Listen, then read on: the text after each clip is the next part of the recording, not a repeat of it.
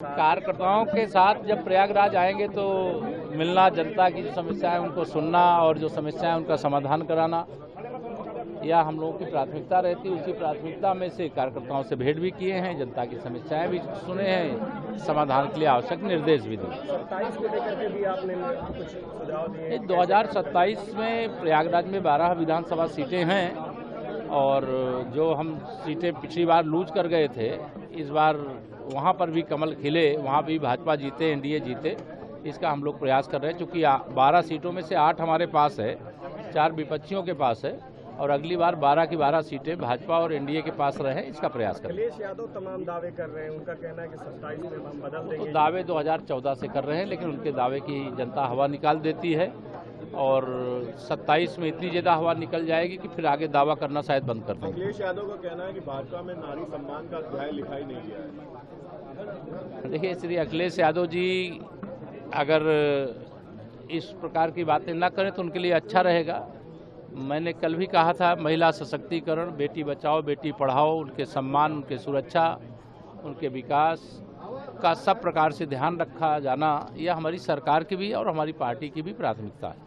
ये कहा जा रहा है कि बंगाल में सर जो हालात हैं वो एक तरीके से बहुत खराब होते जा रहे हैं।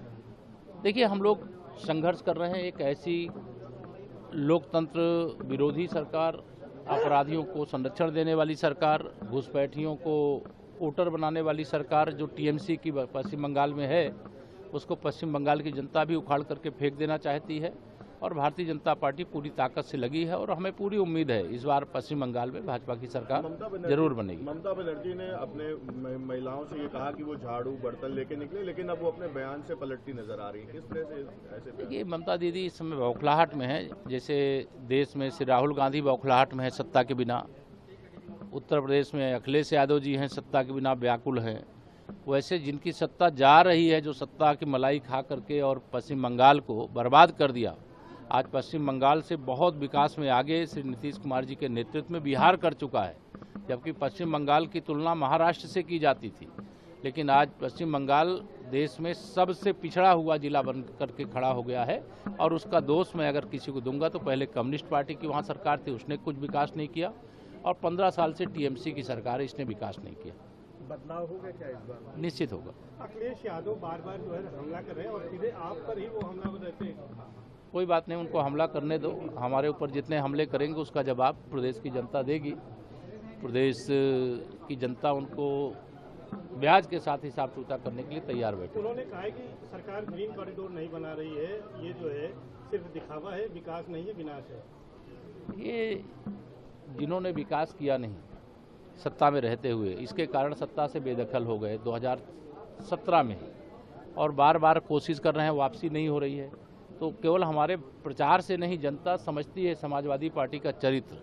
श्री अखिलेश यादव जी के नेतृत्व की सरकार के समय को याद करती है तो कांप उठती है जनता।